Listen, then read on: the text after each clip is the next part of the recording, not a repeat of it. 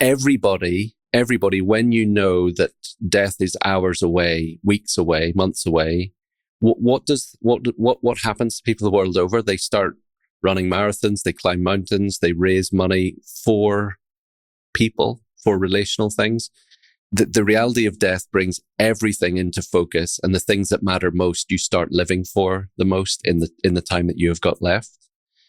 And that in a nutshell is what Ecclesiastes does. Take the thing that's certain and shrink the time frame right down to the present. Imagine that it's coming, because it is coming. Imagine it was soon. What would you do differently? How would you live differently? I think it would be important to start with just a little bit of your background and how life brought you to becoming the minister at Trinity Church out in Aberdeen. Yeah, sure. Thank you. So I guess your listeners listening, you probably tell I don't have an American accent. My accent's a mixture of Northern Irish accent. I have a Northern Irish father and probably a little bit of Scottish accent thrown in there as well. I've lived in Aberdeen in the northeast of Scotland for 20 years, nearly 20 years now, which is the longest I've ever lived in one place. Before that, I had never lived anywhere in one place for too long. I've dotted all around the place. So I have a US passport. I'm one of you guys. I was born in Tennessee when my parents were training to be missionaries with a mission organization called MAF, Mission Aviation Fellowship. And it's a wonderful organization that flies light aircraft into remote areas, medical emergencies and all sorts of things like that. My dad's an aircraft engineer. So they were training. I came along in Tennessee, and then we went to Ethiopia for 1 year, then Tanzania until I was 8 years old, and then back to Northern Ireland, where I spent about 10 years before I then went back to Africa for a little bit. All of that to say, after studying in the United Kingdom, I kept doing more and more theological study, and in the end ended up in Aberdeen to do a doctorate in historical systematic theology.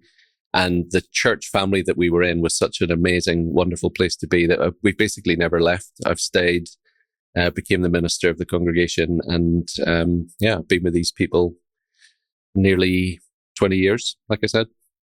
Was there a moment in your life where you remember receiving Christ? It sounds like you grew up in a family where it was prevalent, but is there a moment or a series of events or something that you draw on that you kind of knew this was the life for you? That's a really good question. The way I would talk about that, the answer to your question is yes, but I actually would say I have several moments like that. I think I asked, in the language that we would use and understand, I think I asked Jesus into my heart about 20 times. Growing up, I was in that kind of church tradition. That's what my mum and dad believed. They led me to Christ constantly. And I think I had several different conversion moments. The way that I would describe it now, looking back, is quite different. That I think I would actually say now, I don't know when I came to faith. I had the amazing privilege of Christian parents who, from the moment I was born, showed me who the Lord Jesus is, kept pointing me to him. Were any of those moments the moments where I was genuinely converted? I don't know. Hopefully one of them at least was, but maybe it was before that. I don't know. I'm now a Presbyterian minister, and so all four of my children were all baptized as babies, as infants, which, that theology is based on a particular understanding of covenant belonging. The children are born into the covenant and doesn't make them converted Christians, but it gives them privileges and rights as covenant people. And so, the world in which I grew up in was the world of living Christian faith. I didn't always want to be a minister. I kept thinking I was going to be a school teacher, and I just kept putting that off year after year until eventually, really a good friend who I work with said, no, you need to, put that aside and use your gifts and love for Christ in a way that is shepherding his people. And that's really how I've ended up doing what I'm doing. I'm really glad he told you that, because I don't know if we would have ever met, and the impact that you've had just in the book that I've read that you wrote that we'll talk about a bit, maybe more just the contents of the book. But before we do all that, I think it would be important. You and I had an opportunity to meet in January this year over in Dallas and spend the day together. And you gave a talk, and I've thought about it a ton. And I think this will lead into talking about the church that you're working on, but you kind of painted a picture of what Christianity is like in Europe, and maybe you can distill it down to Scotland in particular, or you can talk broadly, versus how you see it in the United States. And maybe the comparisons and the contrasts. And I remember leaving that talk, one, feeling grateful for where Christianity was in America, but really thinking, wow, I can't believe the picture that you painted in Europe. And so I thought maybe it would be good for you to kind of maybe regurgitate that, or kind of give, the foundation of how you see the two similarly and differently. Sure. I mean, I know that, well, the way I would put it is that I think it's a really commonly understood fact that your founding fathers, the United States, had strongly Christian beliefs, Christian principles. The gospel was there at the very beginning. And I would say in very many ways that both from the Reformation onwards in Europe and then the Pilgrim Fathers, the founding fathers in the United States, the gospel took root throughout Europe and throughout the United States. The preaching of the gospel, the simple, clear message that I am not king, I am not Lord of my life, but Jesus Christ is Lord, that he has lived the life we all should have lived, died the death that we deserved. He's been raised to the Father's right hand. He's now the world's universal Lord and King, whether people recognize and know him or not. That gospel message took root throughout Europe and throughout the United States, and in both places formed, for want of a better word, and I know this is controversial and all sorts of things that this may mean and not mean, formed Christian culture. So it led to the abolition of slavery. It led to Christian schools, Christian hospitals. It led to the concept of Christians in politics and just, fair, free society, justice, freedom, truth. All those things came from the soil where the gospel had been planted and was growing. And where I'm going with this is to say that I think in the United States, and the observations that I've had over the time I've been in the States for the last couple of years, that gospel root that has led to Christian culture has continued to flourish in the United States in a way that it has died in Europe. And in the United States, you have a far, far greater heritage at the minute of Christian schools, Christian colleges, Christian ways of doing things. One of my amazing observations, particularly meeting folks in Dallas, private equity firms and investment companies, all the rest of it, you can tell from reading the bios on the company website that these guys are Christians. It's just, it's not a Christian company. It's just doing business the same way as everyone else is, but it's unashamedly run by Christians, and that's out there in the public square. That does not exist in the United Kingdom at all, or in Europe. And the Christianizing of the culture that we used to have, Christian schools, hospitals, all the rest of it, has died. So Christian education in the United Kingdom is almost, not completely, but almost non-existent. And so one of my main observations has been that in the United States, you still have the fruit of the gospel that has grown into Christian culture. And in Europe and in the United Kingdom and in Scotland, where we are, the Christian culture has withered on the vine and has died. And there are still really good, excellent churches, but we are right back, if I can put it like this, right back to the dark ages of preaching the gospel into massive secularism, preaching the gospel into a world where the terms of the gospel actually no longer make traction sense. You have to work hard to explain to people. It's not that the gospel can't still make sense, because I think there's some recent work being done. An English evangelist called Glenn Scrivener's written a wonderful book called The Air We Breathe, where he argues that things like freedom, compassion, justice, equality, that those things came from a Christian body, if you like. The body has died, but the ghost is still there. Those things still really matter in culture, all of those things, but they're from the Christian worldview. And in our world, in Europe, in Scotland, what we're trying to say to people is those things that really matter, they come from the heritage of the Christian faith, but it has long been forgotten. So where I am in Scotland is the most secular country in the United Kingdom, and the city of Aberdeen, where I live, is the most secular city in Scotland. So 1% of the population Christian. So that's a very long answer to your question. But the thing I say to folks is that I think in the United States, you often feel like you're fighting a losing battle. You're losing your Christian culture. And you might be, but you are still light years ahead of where we are. Is there a moment, if we take it to Europe, when things began to shift? Is it recently? Is it within the last few decades? Or has this been kind of building for what might be centuries? And why?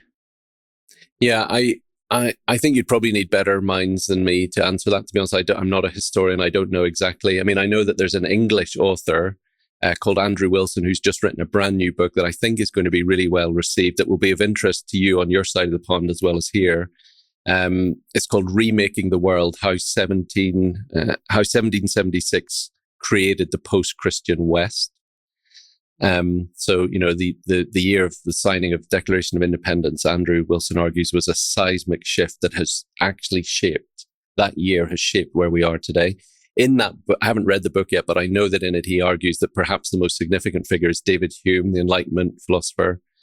And it may just be that somehow Hume's ideas of, you know, rationality and doing away with God, we're certainly in Scotland and in Europe, we are the unashamed children of the Enlightenment, and it has just impacted everything. We can do away with God, and that the human subject is now sufficient to come up with everything. You were saying when you preach the gospel in Aberdeen, you're often preaching it to folks that can't quite make sense of it. What do you mean by that they cannot make sense of the gospel? Like, where do you have to be as a person or a human to where when you're hearing it, you're not making sense of it? And maybe in America, Americans can make sense of it.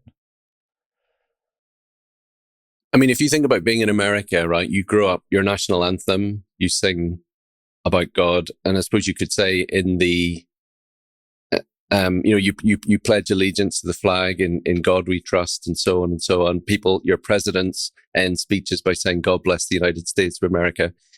In the United Kingdom, we have God Save the Queen. People sing that, but no one's thinking about God when they're singing the national. You might say, well, no one's thinking really about God in the States either.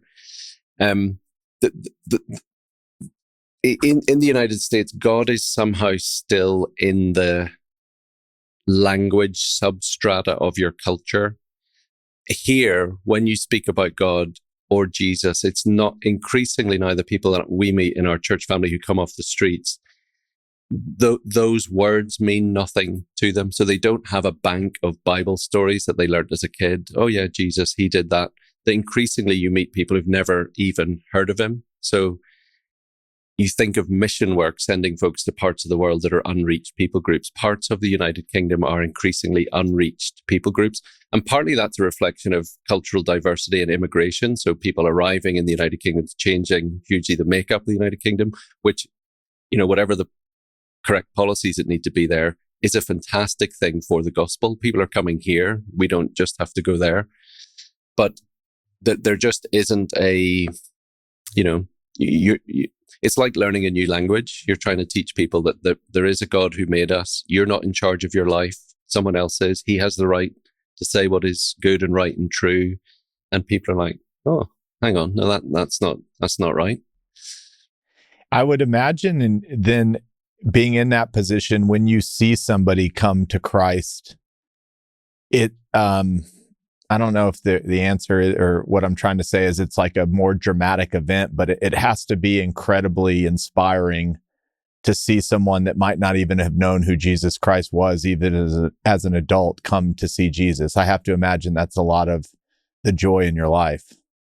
Absolutely. It's an amazing thing when it happens. I can think of, you know, a handful of instances over the last couple of years where that's happened. And the main thing you would say about it is that even if there is a dramatic moment, even if there's a moment of decisive shift, that the mess of conversion is huge, because this person is now thinking in a whole new way, leaving perhaps or introducing difficulties into family relationships, particularly where there's things like gender and sexuality decisions that are really significantly going to change. Discipleship becomes a long-term construction project, as it is for all of us, but you see it so clearly with somebody who's just come with no Christian background whatsoever. The joy is often mixed with tears, and the cost of following Christ in this kind of environment. And one more, and then I want to talk about the church a little bit, but can you just give a little more color to, you said Scotland is the most secular of all European, or at least in the UK. And then within Scotland, Aberdeen is the most secular. It's like the 1% of the 1%. I mean, you're truly, what is it like to be the 1% of the 1%? I mean, you've traveled all over the globe, but just like, what's it like for maybe not you, but the average person that is a Christian in Aberdeen? I mean, I want to be clear that it's not like we're not living in North Korea or in we're not actively persecuted every day for our faith. But if you liken it to like a frog being slowly boiled to death in water that's just temperatures has just turned up slowly on everything from questions of gender, sexuality, legality of employment for Christians if you hold a certain view, certain beliefs about things, medical ethics that our church family is made up of people in education, oil and medicine, and the type of issues that Christian medics are having to take a stand on and face with courage and boldness. It's like it's like more like death by 1,000 cuts. It's not that there's one particular onslaught. You're just living in a culture where the powers that be, government powers, have no deference to the idea that they are not the ultimate power. There is no sense of a higher power that they might have to answer to, or that Christian people might have to answer to. The conception of politics and what is good is entirely natural, with no sense of the transcendent. And that just filters down in terms of being like a kind of heavy weight, if you like, placed over your opposing vision of what life should be. Okay, so then you had the brilliant idea that in this 1% of the 1%, you were going to buy a church. And I think a crazy idea, you crazy guy. Yeah. And one of the things that struck me was crazy was you were actually showing me also projects of what's happening to all these churches. And you were sending me beautiful buildings that had been built, for hundreds of years that are now one by one turning into nightclubs and entertainment, and churches are, I guess they're following the way of kind of the 1%. They're also becoming the 1%, but you decided to buy one. Can you just tell me that story? Sure. So our church family, born in 2011, was natively homeless. We began with no property at all, and we rented space in a hotel ballroom for 7 years. And then the opportunity to buy Aberdeen's largest traditional church building came up. We weren't particularly looking for it, but this building from the National Church came up for sale. And if you were looking at a church planting map of our city, like how could we be strategic? Where's the best place in our city to plant a living gospel witness where there's no light on a Sunday or through the week in this part of town? Where would you drop a pin in the map? And this building was exactly in that place. You couldn't have picked a more needy location on lots of levels. The building is on a fault line in the city. You come out the front doors of the building, you turn left, you're into some of the city's greatest social need. You come out the doors and you turn right and you're into the city's wealth, the economic and judicial heart of the city centre. The building straddles both areas. So the potential, and then further up the road, there's huge numbers of student accommodation. So the potential to reach a diverse sector in the city of both economic deprivation and need, but also the need that there is with wealth. People often forget that I think rich people are as needy as poor people, and often a lot harder to reach because they don't need help. They've got everything.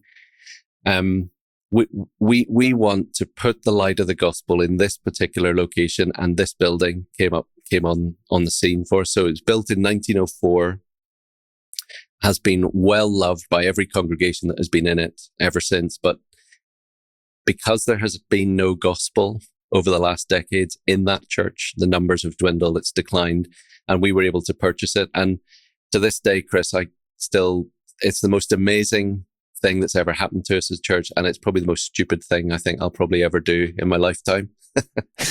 So there we are. Yeah. Why is it the most amazing thing that you've ever done? I think it's the most amazing thing because of by rights, we shouldn't have been able to buy this building. There were a lot of things stacked against us. The people selling it shouldn't have wanted to sell it to us, and they did. At the time, we walked around it thinking, this is too big for us. Should we buy this? And then we bought it in 2018. And since then, over the 5 years since then, our church has grown, not necessarily massively in numbers. We're about 220 on a Sunday. We weren't that size when we bought this building, but we've seen growth in a way that we now think, actually, we could use every corner of this building. There's enough things happening that every part of this building will be in use. And here is an amazing thing that God has given us, premises that we can actually use like this. But one of the other things that I think is part of what's so amazing about it is we've had a core belief in our church for several years. It is a principle called structures tell stories. That the way a thing is built, and you're in real estate, so you guys, you're this is all over what you do. That the structure of something is always telling a story. The way the building is built tells the story of what it's for. The White House does not look like Grandma's cottage down the road because it's telling a story of greatness and grandeur. We believe our church service on a Sunday, the way the service is structured, is meant to tell a story, to tell the story of the gospel. So we open with a call to worship. God calls, we respond. When we respond, we praise him. Then we confess our sins. We do that every week because we're trying to tell the same gospel story every week. And it's the same with physical buildings, that the structure of the building was built to tell a story of a beautiful God and a great God. So it's the most majestic building. It's probably the most beautiful building in Aberdeen city centre. I think that, a gallery seats 1,000 people, high roof, a beautiful organ. The space is majestic. And it was built like that to tell the gospel story. And I think in a world, I don't know again what commercial real estate's like for you, but in a world of increasing, if you go back to David Hume and the Enlightenment, when you lose God, when you lose transcendence, it's why you end up with 1960s brutalist, minimalist architecture. The human subject has turned in on himself, itself, herself, and there's no greater story to tell. And you will agree, I'm sure, we just don't build buildings like we used to. And as we do that, the structure tells the story that we think we're ultimate. And older buildings used to believe God was ultimate. So we feel that we have a building that has the potential to match the gospel story that we're trying to tell. That if we can put the lights back on in this building and put people into it, our church family into it, we think the potential to tell our city about who God is from a building like this is second to none. And that's a lot of what we met over. Was you had bought this church and you're in the process of bringing this back to life. Where are you in the journey? What are the obstacles that you're facing, and what do you need to get this place open to be a light in Aberdeen, to so many people? The short, simple answer, Chris, is money. Is what we need. We have nearly everything else. We have a fantastic professional team in place. We've reached the point of phase one beginning. So we tried to conceptualize the whole thing in one go, just renovating the building top to bottom in one go.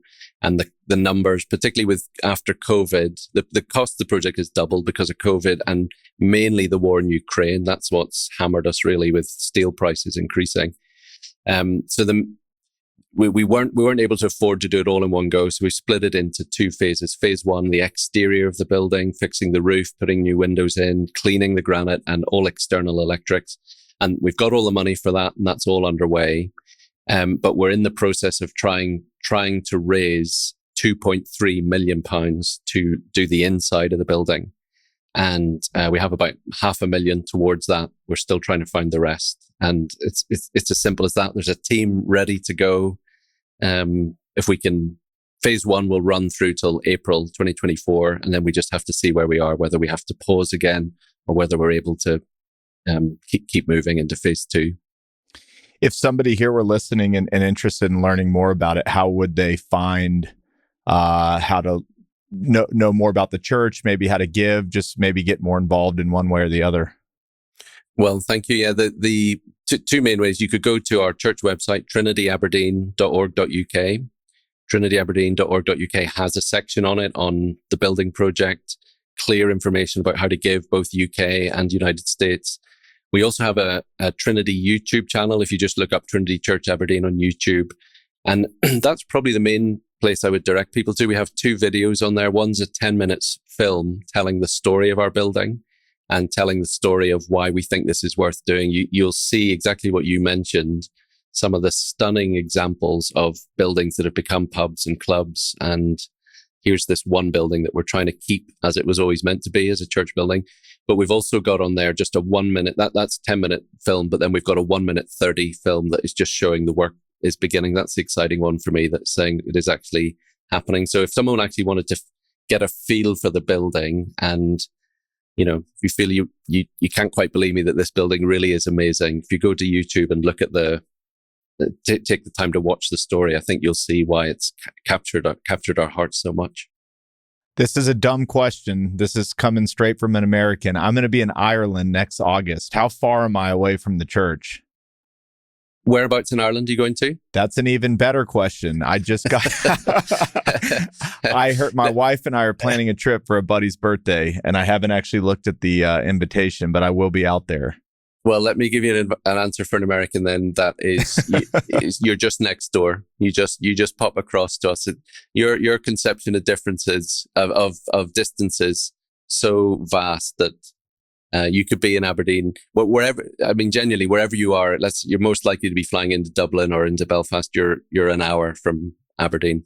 Okay. So, I'm coming next August. Come and do it. You must do. I have a funny story. I went to Asia, to Thailand with my wife before we had kids, like 10 years ago. And we had 10 days to do it. And so I called the travel agent and they said, well, where do you want to go?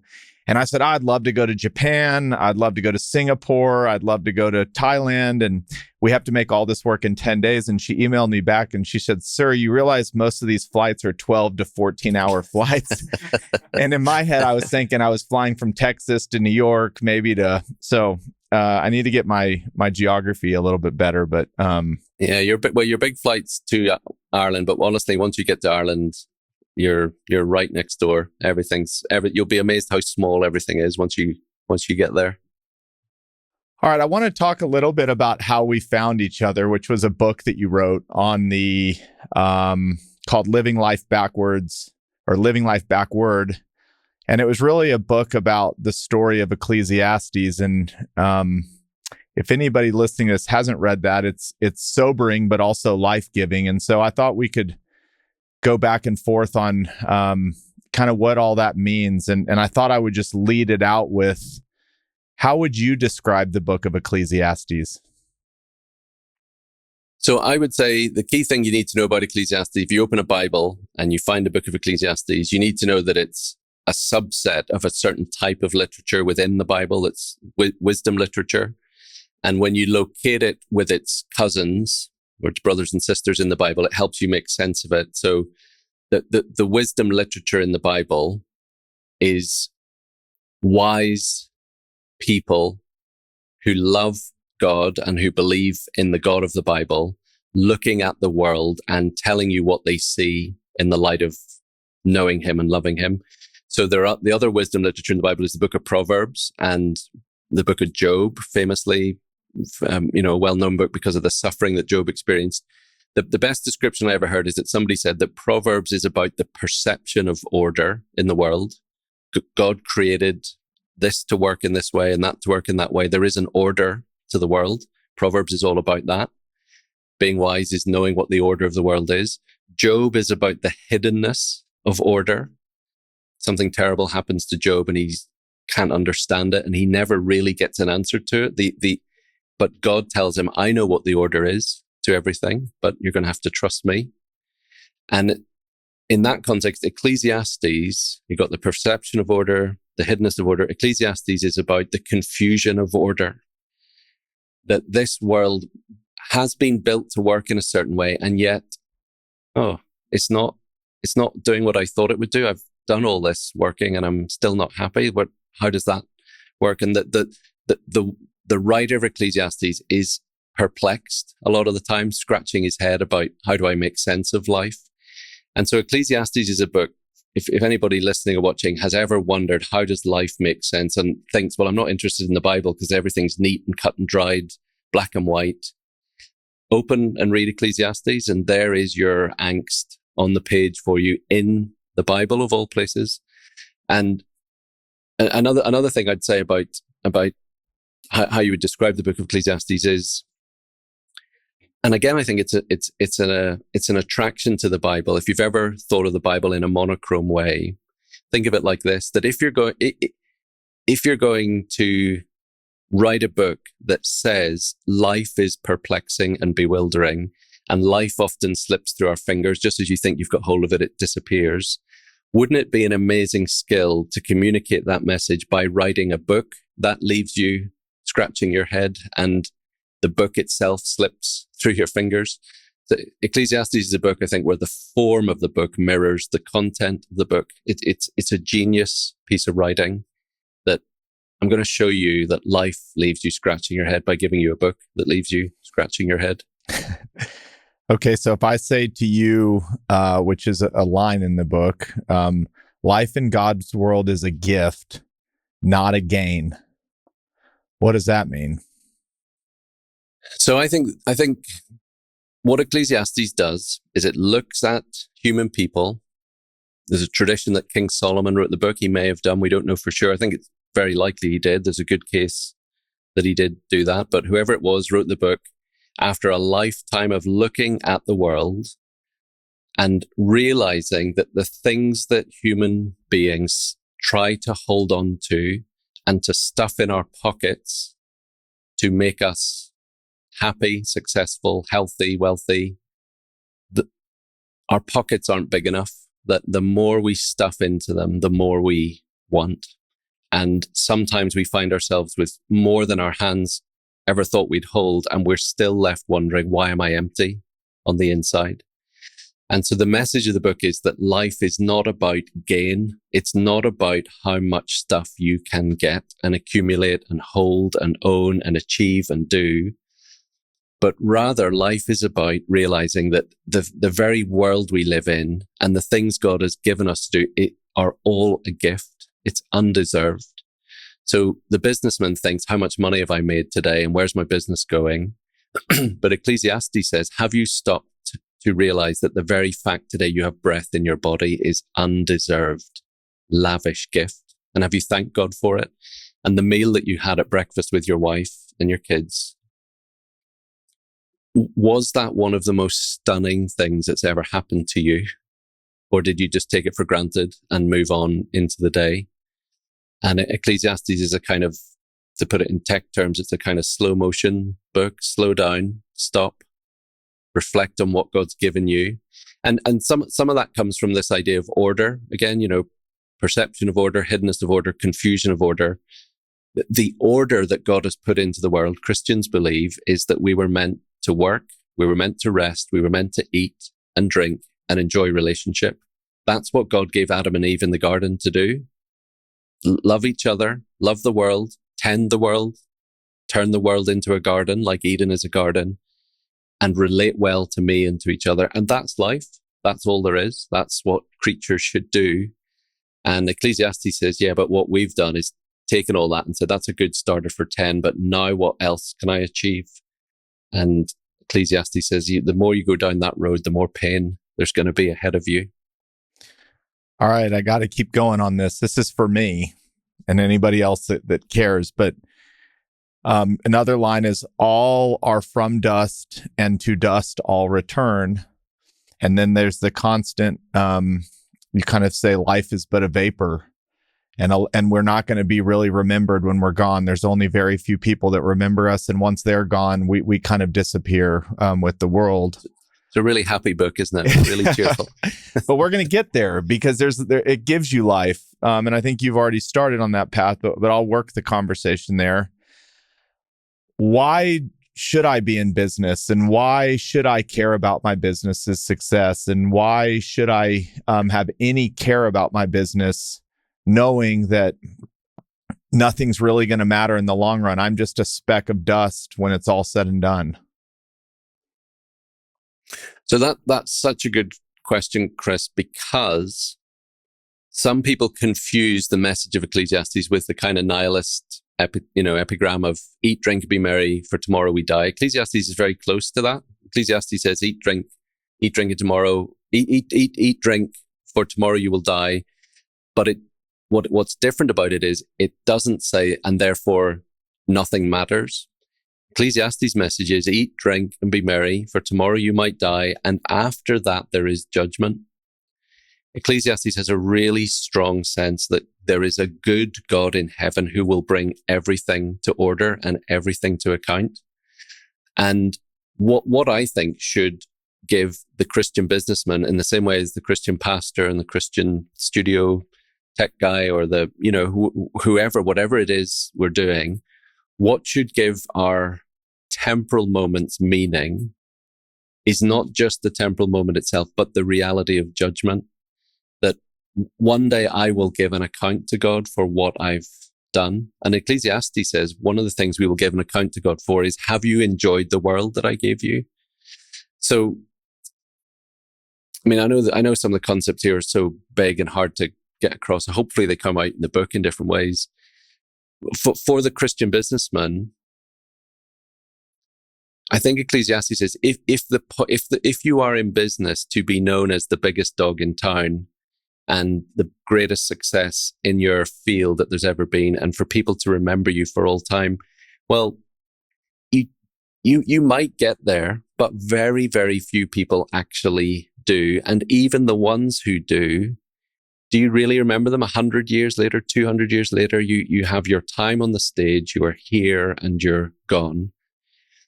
And the point of what you're doing is not to try and achieve that legacy for yourself. You are a creature, and the only one who deserves to live forever is God himself. The point of all our work is meant to be, Ecclesiastes says, is meant to be for relationship. So there is a picture of a businessman in Ecclesiastes chapter 4. You meet the top dog in town, and he's earned everything. He's won all the prizes. He's got all the accolades. He's got all the money. But Ecclesiastes says, here's the thing about him. He's sitting on his own in the restaurant. There is no one with him. And here's the other thing about him, that it's not just that he's on his own. It's that no one wants to be with him, and he doesn't want anyone to be with him either. He has taken God's good gifts and used it to inflate himself and his own empire. And he has cut himself off from everyone and everything. And this is not just because I'm trying to raise money for a building project, okay? I think this is genuinely the message of Ecclesiastes. And I say this in the book way before we had a building project. If you want to be, the point of business is human flourishing on a grand scale, which means give. If you want to be a happy Christian businessman, or I would say you want to be a happy businessman or woman, period, the point of it all is to give. Give big, not to hold. That the more you give away, the greater richness life has, because you realize this stuff isn't mine. This is God's. And one of the illustrations I use a lot is, there's a book in the Bible, Romans chapter 11. You're going to have to stop me, Chris, if this is going on. Keep I feel going. like I'm going into sermon. Keep going. I'm going into Preach. sermon mode. Romans chapter 11, describing God, says, "For him and from him and to him are all things. Who has ever given God a gift that he might repay him?" Okay, who is ever capable of repaying God in any way? So imagine, I think you maybe heard me say this in Dallas. Imagine the world's richest man. He's a trillionaire, whatever it is. So much money, he can't count it. And he becomes a Christian and he learns about gospel giving and he thinks, I'm going to be radically generous. I'm going to give all of this away. So he gives nearly every dollar away to Christian causes, to every world mission all over the world, gets millions. Ministries transformed the world over. The gospel is growing. The kingdom is spreading through this one man's generosity. What has he given to God? Romans 11 says nothing. Absolutely nothing, because it was all God's anyway. It's all his. So we are like when you're, we have 4 kids, a littlest at home, little girl amazingly spots mum's birthday coming up. The boys couldn't care less. The daughter spots mum's birthday coming up. Dad, can I buy mum something for her birthday? And she's 4. She's got no money. So I give her mine and mum's money to buy mum something for her birthday. She takes £5 out of mum's purse to go and buy mum a present for her birthday. And mum knows it and is not thinking, how awful, that was my money, it's not yours.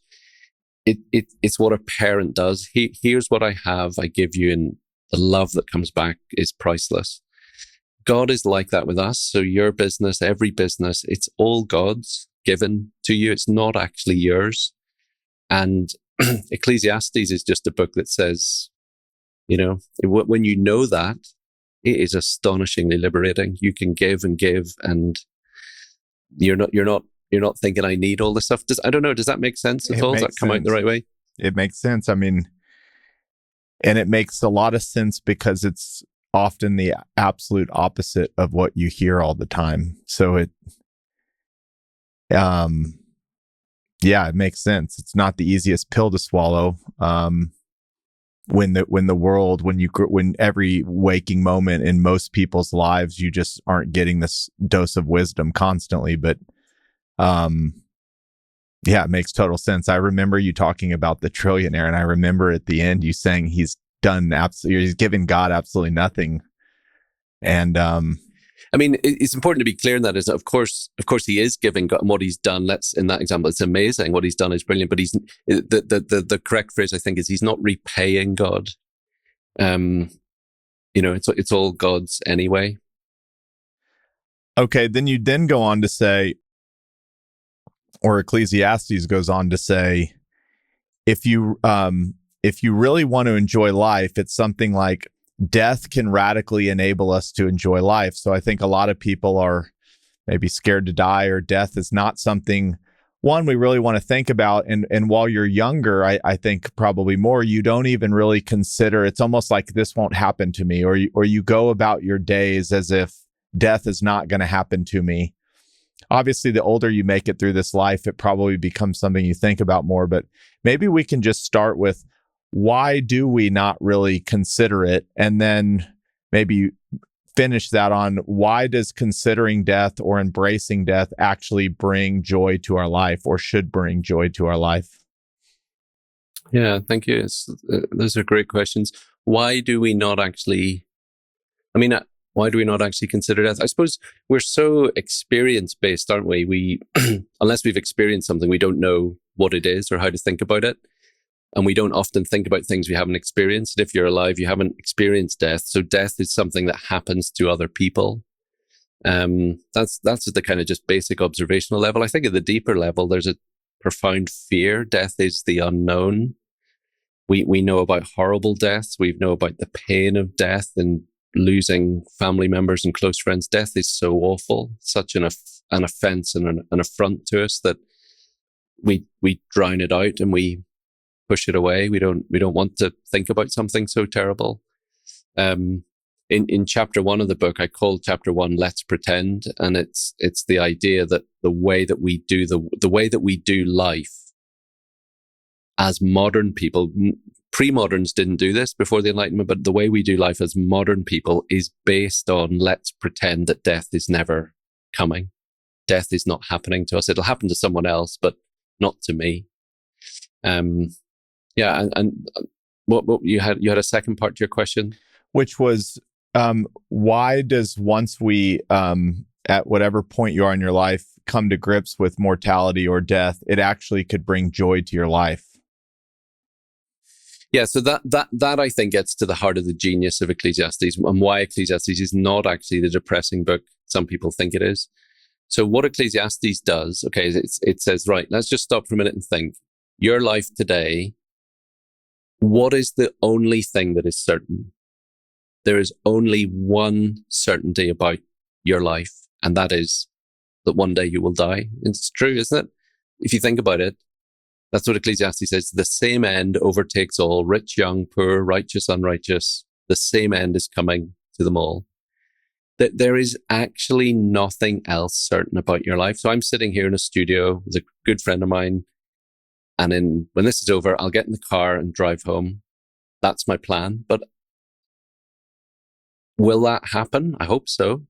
But we don't know, do we? The only thing you can know is that one day you will die. And Ecclesiastes just takes long enough to stop and think about that and say, well, if that's true, what should I then do with my life, and how should I then live? And what Ecclesiastes does is it shrinks the distance that exists between where we are now and the one thing that is actually going to happen one day, that we will die. Ecclesiastes is a book to shrink that distance right down into the present. So Ecclesiastes is the book in the Bible that says, now that you've got your head around that fact that one day you will die, imagine that certain death was the end of this week. Okay, so I'm recording this on Wednesday afternoon. Imagine that on Friday, you know for sure you will die. What will you now do the rest of Wednesday, the rest of Thursday, up until Friday? Okay, I think the Christian businessman says, well, actually, I'm running a good company, so I'm going to still keep making money. But all of a sudden, money does not become the end in itself, does it? All of a sudden, you think, I've got 48 hours left. What am I going to do with my money that will bless my family, as many people as possible? How can I put as many good things in place as possible? Everybody, when you know that death is hours away, weeks away, months away, what happens to people the world over? They start running marathons, they climb mountains, they raise money for people, for relational things. The reality of death brings everything into focus, and the things that matter most, you start living for the most in the time that you have got left. And that in a nutshell is what Ecclesiastes does. Take the thing that's certain and shrink the time frame right down to the present. Imagine that it's coming, because it is coming. Imagine it was soon. What would you do differently? How would you live differently? So chapter 7 of Ecclesiastes, here's one of the most stunning verses in the whole book. A good name is better than perfume. Okay, like a proverb, but makes sense. Reputation is everything, and the effect of a good reputation, like a nice smell in the room. A good name is better than perfume, and the day of death better than the day of birth. Now, I have just been as it happened, I've actually just been to visit a couple in church who've had a new baby today. Came a couple of hours ago in the maternity ward, and first baby, first child. I mean, they're clueless.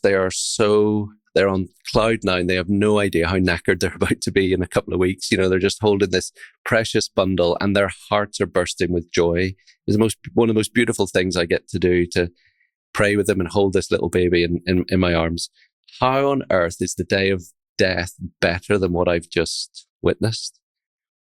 And Ecclesiastes says, here's how. Because I held that little baby girl in my arms, what can I say about her? Actually, nothing. I mean, I said, she looks like you, John. You know, she's got your hair. And he gets his phone out, and his mum had sent him a picture of him as a baby. And true enough, she's identical. Like that's who she looks like. But what else is there to say about her? Nothing. She hasn't done anything. She's just here, and she's loved more than life itself, but she's done nothing. But Ecclesiastes says one day, 60, 70, 80 years, God willing, from now, that little baby will be in a coffin, in a crematorium, in a church, and it will be her funeral. And in that moment, what will they say about her? What will people say about her life? One day that will be me. One day that will be you, everybody listening. When that moment comes, what will be said about us? So the next verse, after saying the day of death is better than the day of birth, the next verse is, it is better to go to a house of mourning than to go to a house of feasting, for this is the end of all mankind, and the living should lay it to heart. You get more wisdom in the crematorium than you get in the pub at night. Better to go to the house of mourning than the house of feasting, because in the crematorium, you sit and look at a box and you realize one day that will be me. And when it's me, what will my life have amounted to? And that's why it's good to sit there in the crematorium. It is the fool who says, this is awful. I need to get back to the pub, I need to get out in the evening, blank this out. Ecclesiastes says that's foolish. That's why this is wisdom literature, because that is coming to you. So I hope, I mean, I know you understand it. You've read the book and you like the book. I hope for people listening for the first time, some of it's making a bit of sense, that this is why Ecclesiastes is not a depressing book. It's dealing with a depressing topic, death. But if you got to blank it out and pretend that doesn't apply to you, well, one day you're in for a shock, and the people who love you are in for a shock. But if you actually accept it and you meet your death in advance, well in advance of your death, oh, the blessings that can flow from that, the type of person you can become who lives fully is amazing. And that was my next question, which you've touched on, and you kind of started there, even when you described having breakfast with your kids this morning as like one of the most amazing things you've done, rather than just kind of skipping past it. But something that some of the folks from Twitter wanted to know, and myself, is just like, maybe you can relate it to you, or just like practical things of how does your life begin to change once you do kind of let this soak in, and you know, maybe I would start with what you already said, which is enjoying everything to a different degree than we currently think of it. But how do you think of, what are some practical steps to take? Yeah, I mean, it's a great question, because it's the payoff, isn't it? We all want to know, what difference does it make? And I do want to commend the book of Ecclesiastes to everybody listening. Nothing has changed my life, I think, as much as Ecclesiastes. Probably a set of sermons that I preached have had as little impact as sermons on Ecclesiastes, because this is where we all live in this world. And Ecclesiastes has the potential to free your grip on the things of this world and to let you hold things lightly. Ecclesiastes has helped me enjoy my glass of wine more fully. It's helped me enjoy my wife more completely, accepting that, realizing that God has given me this gift of this woman. And what I mean, let's be honest, what happens in all long-term relationships? You just take each other for granted, like, and men in particular, I think we do that, don't we? But we all do it. You know, the old saying, you don't realize what you've got until you lose it. Why is that a human phenomenon? It just is, isn't it? Ecclesiastes is slow down, take the time to enjoy those things. Years ago, when I just finished preaching on Ecclesiastes and this material was really taking root in my heart, I was going off to speak somewhere for a weekend, and we'd X number of children, you know, crawling around the floor, and my wife was doing all the work that weekend, and I'm going off to speak for a weekend. And so I'm going out the door, and she says, we're a really cheery, happy couple. She says, "Don't you dare die. Make sure you come back, please." And I said to her going out the door, I said, well, if I die, I'm ready. And Ecclesiastes had that effect on me. I am, and it's still true today. I'm 47, but I'm ready to die. So I'm doing this building project, right? And I want to see it done. And I think it's amazing. And I think it matters. And it does not matter if I don't get to do it. God's in charge. God rules the world, not me. And, I don't know if you know this, but you'll know the world you're in is cutthroat and ambitious, but Christian pastors can be some of the most ambitious people on earth. And ambition takes, even if you're not ambitious, you can be too busy and overworked and, all the rest of it. And it's because Christian ministry has its own form of trying to leave a legacy behind. But it's amazingly liberating as a pastor to think, I'm not my people's Messiah. That's idolatry, and it harms them when I give them more of me instead of more of Christ. I just have to be faithful every day. Maybe this church will get done, maybe it won't. And if it doesn't, God's on the throne. The world will not end. So, there's a kind of, I don't know if that's making sense. It's a kind of freedom to accept that God rules the world, not me. I am a creature, and I'm like a breath. That's what meaningless means in Ecclesiastes. Meaningless, everything is meaningless. It's not the word hevel, the Hebrew word. It's not a philosophy student first year at university coming home and telling his parents, done a bit of Kant and Hume and everything's meaningless. It's not that. It's the word meaningless is better translated as breath, vapor, mist, everything is a mist. And once you really believe that about yourself, man, you stop worrying about a lot of things and start focusing on the good things God has given you and the things that matter. How have you, when you said I'm not the people of the church's Messiah, and then you kind of painted the picture where there are churches or individuals that maybe whether they intended to be or they didn't intend to be kind of end up in that role. How do you not become the Messiah? Is it just by your walk and your actions? Is it how you talk to people? How do you avoid becoming the Messiah of your church if there's a pastor listening to this, or really even not a pastor? Maybe you're the leader of a Bible study, or you're the leader of something where people are looking to you and you are not the Messiah, or you're not trying to be. It's a very good question. And the irony is probably some of my church family will be listening to this thinking, oh, hey, that's interesting. Or my wife, that's the main one, when your wife hears, she's like, yeah. I remember preaching years ago on a Sunday and I try not to look at my wife and preach, but I remember I said something and I looked across at her and she was sitting down with her Bible and I saw her, she just went, that little raise of the eyebrow. I thought, oh yeah, we're going to talk about that over lunch, aren't we?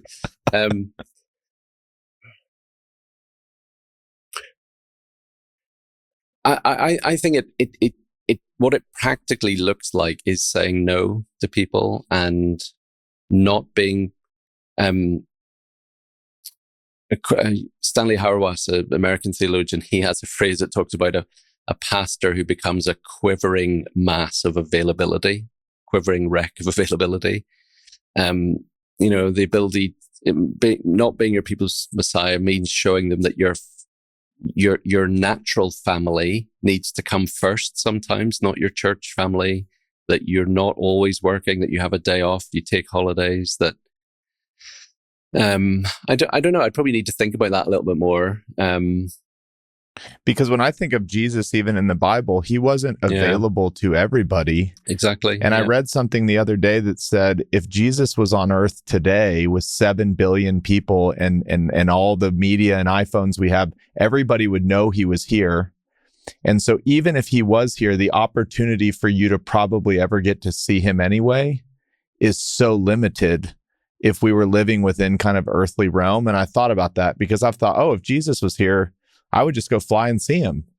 It's like, well, that probably isn't practical. And so as I think about what you just said with that not being available, I think a lot of times people can take that in the context of, this person's kind of a jerk, or they're just not, available to me. But when I think of Jesus, I think in reading in the Bible, I mean, he was away praying by himself for a lot of the time. He was not available to everybody. Yeah, exactly. I remember reading as well years ago, and Eugene Peterson, who was a well-known pastor in the States, has an autobiography called The Pastor, and he tells about the time when his own ministry, in his words, became infected with what he calls the messianic virus. He was trying to do too many things. He was trying to be everything to his people in every possible way. And he said what helped him was realizing that his job as a pastor in every encounter with people is to think to himself and with them, what is God doing in your life right now? And that rather than what might I be able to help you with? And I think when the pastor builds a bit of distance, or not distance, puts God in between himself and the people, is really helpful. That yes, you wanted to meet for coffee, I'm coming around for coffee, fine, but you might just have wanted me for the hour in the coffee. But the best that I can give you is not me, it is God. Where are you with God right now? So a pastor's job is to, I think, constantly keep Christ in front of people, and you're giving people Christ, not yourself. You give people Christ through the medium of yourself, yes, but when you have that fixed, it's a lot easier to say, you don't need me, and my ministry doesn't depend on me being with you right now, today, in this moment. Something like that, I think. Okay. I want to bring it home on a topic that's important to me, but I think it's important to you too. We both have young kids. I have a 6-year-old, a 4-year-old, and a 1-year-old. It would be weird to me to walk in and tell my 6-year-old, the one thing that's certain is you're going to die. They're at a period of their life where they're just starting to, see the world, and they're excited and they're coming into their own. And so the question is really, as someone who is probably understood the book as maybe well as anybody on this planet, how do you think about relaying? What are ways that you can relay those messages to kids without not demoralizing them? But I just can't imagine telling my 6-year-old, you're going to die one day, and it's easier to maybe talk to an adult about that. How do you think about it in the realm of kids? Yeah, it's so important because, and I've thought about this a lot actually recently. It's so important because Ecclesiastes is a book for young people. Chapter 12, the famous verse, remember your creator in the days of your youth. It's, that is just clear as day, isn't it, who this is aimed at? And I think parts of the Bible are like that. I think parts of the Bible are age specific. You get it in the epistles often. Older men, younger men, women are addressed. Parts of the Bible are gender specific. I think Proverbs is a book for boys. It's a father speaking to young men about the wrong type of money and the wrong type of sex. I think Song of Songs is a book for women, woman to woman, about not awakening love. Doesn't mean all the both other genders shouldn't read the books, but it is really specific at times. And Ecclesiastes, this is what I've wrestled with. Here is a book for young people, but I cannot get this message across to young people. Because there's a man called William Hazlitt who said that to be young is to feel immortal. It is the essence of youth, that you feel you're going to live forever. And I've wrestled with that loads. How do I get my kids to know what I now know about how fleeting life is? My eldest son is a really excellent soccer player. He played at a high level. And I remember one day dropping him off for training. And, I'm wrestling with all this stuff. And my main thing to my son is, look, Archie, I parked the car as he's sitting beside me, about to run off. I say, you just enjoy this, love every minute of it, just grab it with both hands. And I think I was so earnest. I was like this, and I looked around, and he'd gone. He wasn't even in the car. He was like, another sermon from Dad. I'm off. Just going to play. And he's like, I'm just going to play football, whatever, old man. So, well, that's a long way of saying, here's what I think. I think you're entirely right, Chris, that if to be young is to feel immortal, at a certain age, thinking about death in the way that you and I've talked about here today is really upsetting for a child. And I don't think that's the way to do it. I don't think the message of Ecclesiastes is sit your small child down and terrify them with the fact that they're going to die. They're not built yet to understand that.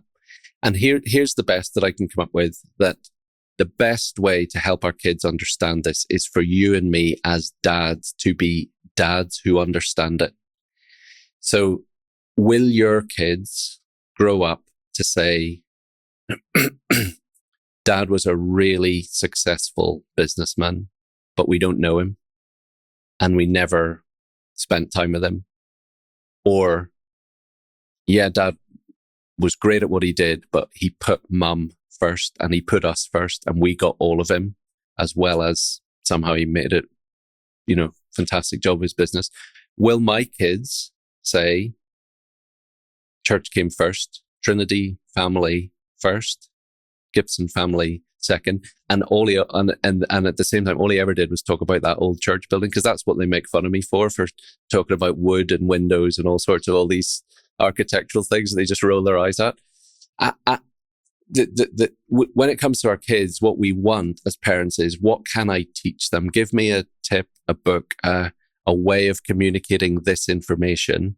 And that is easier than the really hard task of being the kind of person that really understands this material and lives it out. And if I am the kind of dad that says to my kids, I can go under a bus tomorrow and Trinity Church will be just fine, but I want you to know the Lord Jesus the way that I do and your mum does with all my heart.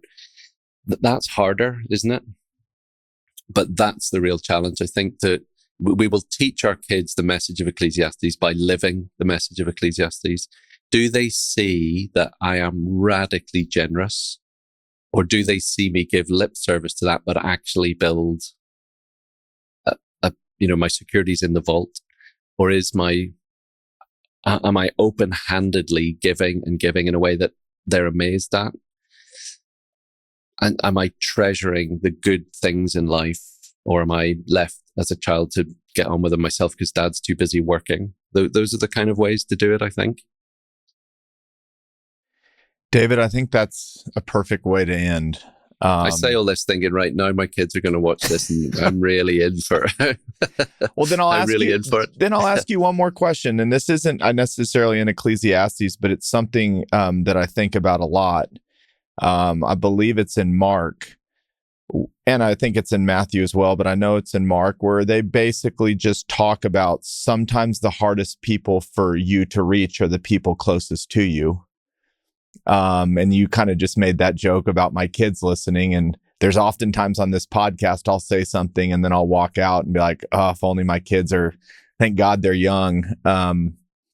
Why is it that, I'll end it on that. I mean, I know we just took a quick pivot, but why is it that sometimes the hardest people to reach are in your own backyard? I wonder, again, like everything, I need to probably, my best answer will come when I'm driving home half an hour. It must be something to do, mustn't it, with the people closest to, Andy Crouch has a lovely book called The Tech-Wise Family, and he says that the gift of the family is that our families see us for the fools that we are. Like, all pretense is down. You're not playing a role anymore. You're home, warts and all, and your family see it when you're tired, and your wife knows when you're irritated, and our families see the real us, and they see the sin that's really there, and that creates friction and barriers, and we retreat from that into other forms of keeping each other at distance. I don't know, there's just something about the family is God's greatest mechanism for sanctification, isn't it? It's what marriage is for. The point of marriage is for us to learn the gospel, that even though we were this ugly, Christ loved us and died for us, and that the family asks that of us in a way. Family asks for sacrificial love in a way that no other setting really does ask.